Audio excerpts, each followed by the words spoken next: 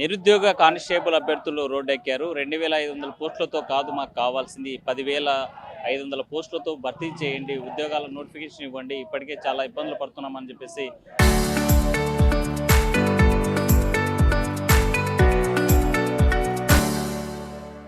ఆవేదన వ్యక్తం చేస్తూ వరుసగా ఆందోళన చేపడుతున్న పరిస్థితి ఉంది. మనతో మాట్లాడడానికి నిరుద్యోగ కానిస్టేబుల్స్ ఉన్నారు. చెప్పండమ్మా, ఎందుకు మీ ఆందోళన అంటే? సార్ మేము గత 4 సంవత్సరాల నుండి నేను ప్రిపేర్ అవుతున్నాను సార్. మేము మిడిల్ క్లాస్ ఫ్యామిలీ. ప్రతి నెల 5,000 ఖర్చు ఈజీగా వస్తుంది సార్. స్టడీ హాల్కి 1000 రూపాయల ఫీజు. ఈ విధంగా ప్రతి సంవత్సరం నాకు ఖర్చు చేస్తున్నారు.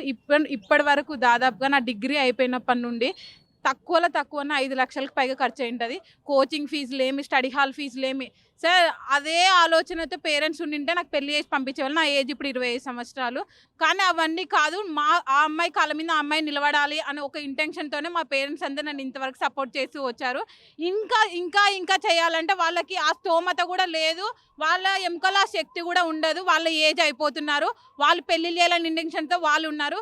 కానీ మేము ఈ నోటిఫికేషన్ పైన ఎంతో ఆశలు పెట్టుకొని ఉన్నాము. ఎందుకంటే ఆ రోజు హోంమంత్రి అనిత గారు చెప్పారు, ఖచ్చితంగా ఈసారి నోటిఫికేషన్లో ఎక్కువ పోస్టులు వస్తాయి, ఖచ్చితంగా ఏదో ఒక జాబ్తో మేము బయటకు వెళ్తామన్న నమ్మకంతో ఉండి ఈ రోజు వరకు కూడా నేను చెప్తానే ఉన్నాను, నేను ఖచ్చితంగా నేను చదువుకొని ఏదో ఒకటి తెచ్చుకుంటాను, పోస్టులు ఎక్కువగా ఉన్నాయి, నోటిఫికేషన్ మంచి నోటిఫికేషన్ ఇస్తా అన్నారు అనేసి.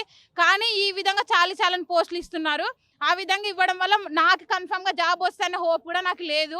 ఎందుకంటే ఆ 2,500 పోస్టులతో అన్ని కేటగిరీకి పోవు, 1-2 వస్తాయి. నా మీద పెట్టిన ఇన్వెస్ట్ మొత్తం వేస్ట్. అదే ఎట్లా అంటే నీ చాలా దారుణంగా తయారైంది. రేపు పొద్దున మ్యారేజ్ చేయాలన్నా కూడా మళ్ళీ దానికి 10 లక్షలు 20 లక్షలు కట్నాలు ఇచ్చి చేయాల్సిందే తప్ప ఈ 5 లక్షలు అనేవి వాళ్ళ క్లాసు. వాళ్ళు ఇన్ని రోజులు మా పైన నమ్మకం పెట్టుకొని ఉంచారు. ఈ విధంగా నేను ఒక్కదాన్ని కాదు, చాలా మంది ఉన్నారు. ఈ నెక్స్ట్ జనరేషన్లో పిల్లల్ని చదివియాలి, లేడీస్ని ఇంకా టైం వరకు ఉంచి గవర్నమెంట్ జాబ్ ప్రిపేర్ చేయాలంటే కూడా ఏ పేరెంట్స్ కూడా ఇష్టపడరు. ఎందుకంటే ఎన్ని సంవత్సరాలన్నా నోటిఫికేషన్స్ రావు. వచ్చిన నోటిఫికేషన్ అరాకొర అన్ని కేటగిరీస్ పోగా మిగిలేదు 1-2 మాత్రమే. ఆ విధంగా ఉన్నప్పుడు ఏ పేరెంట్స్ ధైర్యం చేయరు. ముఖ్యంగా మిడిల్ క్లాస్ వాళ్ళు అసలే ధైర్యం చేయరు. దానికన్నా బెటర్గా డిగ్రీ అయిపోయిందా పెళ్లి చేసి పంపిస్తే అయిపోతుంది, వాళ్ళ బతుకు వాళ్ళు బతుకుతారు అనుకుంటారు. ఈ విధంగా లక్షలు ఖర్చు పెట్టి చేయించారు. చాలా కానిస్టేబుల్ ఉద్యోగమే టార్గెటెడ్గా ఎందుకు ప్రిపేర్ అవుతున్నారంటే? అది నాకు డ్రీమ్ అండి, నాకు ఇష్టము. నేను చిన్నప్పటి నుండి నాకు డిపార్ట్మెంట్లో ఉండాలి అన్న ఒక గోలు. అందుకోసమే నేను కానిస్టేబుల్ కానీ ప్రిపేర్ అవుతున్నాను. అది ఇంకొక విధంగా చెప్పాలంటే దీనికి ఈ కానిస్టేబుల్ ఎగ్జామ్కి అనేది అమ్మాయిలు రావడానికి చాలామంది ఇష్టపడరు. ఆ విధంగా కాదు, దేనిలోనైనా మేము ముందుండాలి. ప్రతి ఒక్కటి నాకు ధైర్యంగా ఉండడమే ఇష్టము. ప్రతి దానిలో పిరికి వాళ్ళ వెనకాల ఉండాలి. ఆ విధంగా మా పేరెంట్స్ నన్ను పెంచలేదు, చిన్నప్పటి నుండి డేర్ అండ్ డాష్గానే పెంచారు. కాబట్టి ఈ డిపార్ట్మెంట్ ఖచ్చితంగా నేను జాయిన్ అవ్వాలి, డిపార్ట్మెంట్ జాబ్ చేయాలి అనేది నా డ్రీము. అందుకోసం నేను కానిస్టేబుల్ ఎస్ఐ జాబ్స్కి ప్రిపేర్ అవుతున్నాను. ఇప్పటి వరకు ఎన్ని నోటిఫికేషన్స్ మీరు అటెంప్ట్ చేశారు, ఎందుకు సెలెక్ట్ కాలేదంటే? నేను అటెంప్ట్ చేసింది ఒకటే నోటిఫికేషన్ అండి. ఆ నోటిఫికేషన్లో నా కాల్ ఫ్రాక్చర్ అయ్యి ఈవెంట్ నాకు పోయింది. అంటే ఇప్పుడు రాబోయేటువంటి నోటిఫికేషన్ ఆల్రెడీ కాల్ ఫ్యాక్షన్, మీరు మీ కాంపిటీషన్కి ప్రిపేర్ అవ్వడానికి అవకాశం ఉందా?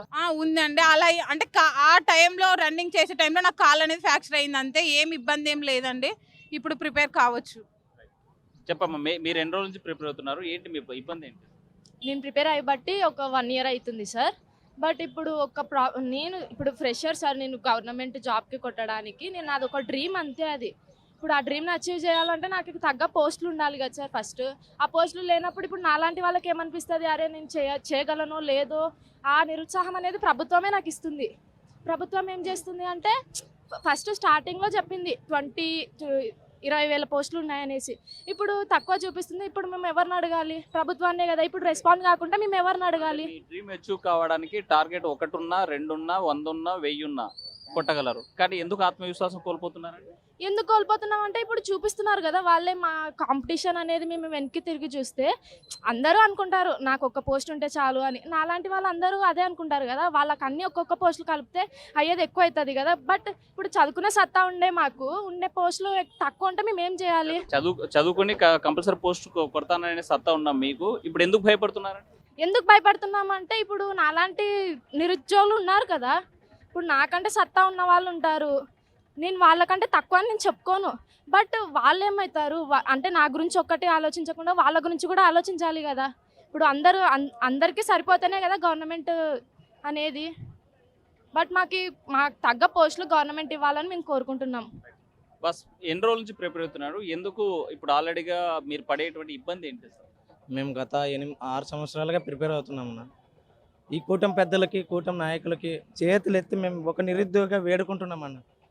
గత పాలకులు ప్రతి ఏటా జాబ్ క్యాలెండర్ అని మమ్మల్ని మోసం చేసి కేవలం 5 సంవత్సరాల్లో 6,500 పోస్టులు వదిలేసి దాన్ని కేసులతోన 3 సంవత్సరాలు సాగదీశారన్న. మా బాధలు తలుచుకుంటే కన్నీళ్ళు, మా తల్లిదండ్రులు కానీ మా బాధలు తలుచుకుంటే కన్నీళ్ళు వస్తున్నాయన్న.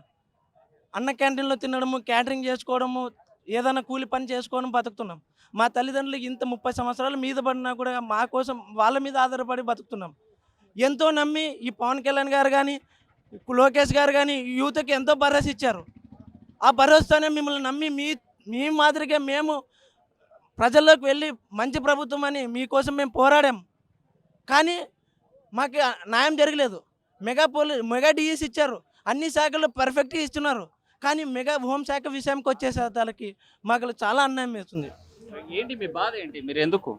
ఇందాక మీరు అక్కడ ఒక క్వశ్చన్ అడిగారు, ఉన్న ఒక పోస్ట్కైనా మీరు పర్ఫెక్ట్ కాదు జాబ్ తెచ్చుకోవచ్చు కదా అని. చిన్న లాజిక్ మాట్లాడుకుందాం. ఇప్పుడు ఎక్స్ సర్వీస్ కోటాలో కొంతమంది ఉంటారు. ఆ ఉన్న ఒక పోస్ట్ ఎవరికి ప్రయారిటీ ఇస్తారు? ఎక్స్ సర్వీస్ మ్యాన్ వాళ్ళకి ఇస్తారా, లేకుంటే మాకు ఇస్తారా? స్పోర్ట్స్ కోటా వాళ్ళు వస్తారు. మాకు ఎలాంటి స్పోర్ట్స్ బ్యాక్గ్రౌండ్ లేదు, మాకు ఎలాంటి సర్టిఫికేట్స్ కూడా లేవు. నేను ఇప్పుడు ఎంత చదివినా ఆ ఉన్న ఒక పోస్ట్కి మిగతా వాళ్ళకి స్పోర్ట్స్ కోటాలకి, ఎక్స్ సర్వీస్ మ్యాన్ కోటాలో పోతే నేను ఇంకా దేనికోసం ప్రిపేర్ అవ్వాలి సార్? మీరు నార్మల్గా మీరు ఆలోచించండి. ఇదే ఇందాక మీరు అక్కన అడిగారు కదా, ఒక పోస్ట్కైనా మీరు హోప్ ఎందుకు పోగొట్టుకోకూడదు అంటే, ఇట్లా ఉన్నప్పుడు ఎవరికైనా హోప్ అనేది పోతుంది కదా సార్.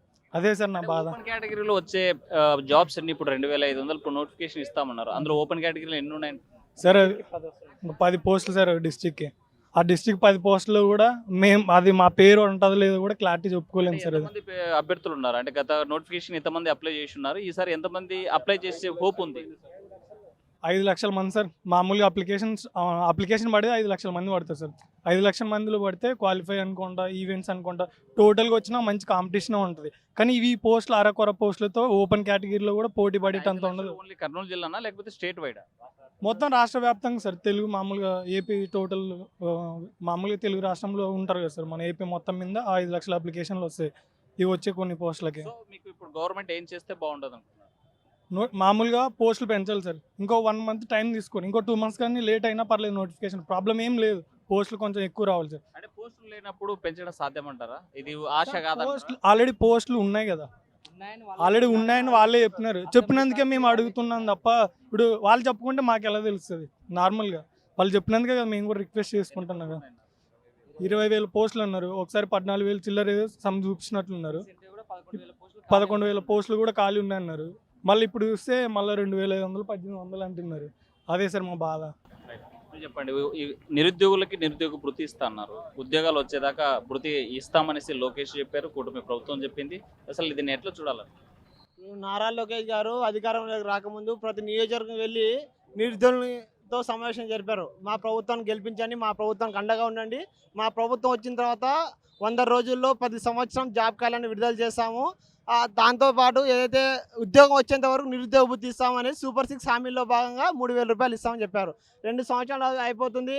ప్రతి ఇంటికి పోయి మేము బాగా చేసిన మా ప్రభుత్వం అనేసి ప్రతి ఇంటికి పోయి మంచి ప్రభుత్వం అని కార్యక్రమం చేస్తున్నారు. కానీ ఏ రకంగా మంచి ప్రభుత్వం అనేసి మేము కూటమి ప్రభుత్వం అడుగుతున్నాం. అంటే నిరుద్యోగ భృతి ఇవ్వకుండా కొంచెం కూటమి ప్రభుత్వం ఎట్లా మంచి ప్రభుత్వం, ఉద్యోగాలు ఇవ్వకుండా కూటమి ప్రభుత్వం ఎట్లా మంచి ప్రభుత్వం? కాబట్టి కేవలం మీరు ఓట్ల కోసం నిరుద్యోగులు హామీలు ఇచ్చారా, లేదంటే నిజంగా అంటే నిరుద్యోగులకు ఉద్యోగాలు ఇవ్వడానికి హామీ ఇచ్చారా అనేసి మేము లోకేష్ గారిని లేదా కూటమి ప్రభుత్వం అడుగుతున్నాం. కాబట్టి సాక్షాత్తు హోంమంత్రి అనిత గారు అసెంబ్లీలో 20,000 ఖాళీ పోస్టులు ఉన్నాయి. పోలీస్ శాఖలో చాలామంది ఇప్పుడున్న డిపార్ట్మెంట్లో స్ట్రెస్కి గురవుతున్నారు, మాకు చాలా అవసరం అనేసి కూడా హోంమంత్రి అనిత గారు చెప్పారు. కానీ తీరా చూస్తే 2 సంవత్సరాల తర్వాత జాబ్ క్యాలెండర్లో కేవలం 2,500 పోస్టులు మాత్రం చూపించడం జరిగింది. ఈ నిరుద్యోగులు దగా చేయడమే, అన్యాయం చేయడం, మోసం చేయడమే. కాబట్టి ఈ 2,500 కాకుండా ఏదైతే రేపు క్యాబినెట్ సమావేశం జరుగుతుంది, ఆ క్యాబినెట్ సమావేశంలో కంపల్సరీ నిరుద్యోగ ఎస్ఐ కానిస్టేబుల్ 10,000 తక్కువ కాకుండా నోటిఫికేషన్ ఇవ్వాలి. లేని పక్షంలో రాబోయే రోజులు నిరుద్యోగం కలుపుకొని చలో అసెంబ్లీకి కూడా ముట్టడిస్తామనేసి కూడా ఈ సందర్భంగా ఈ ప్రభుత్వాన్ని హెచ్చరిస్తా ఉన్నాం.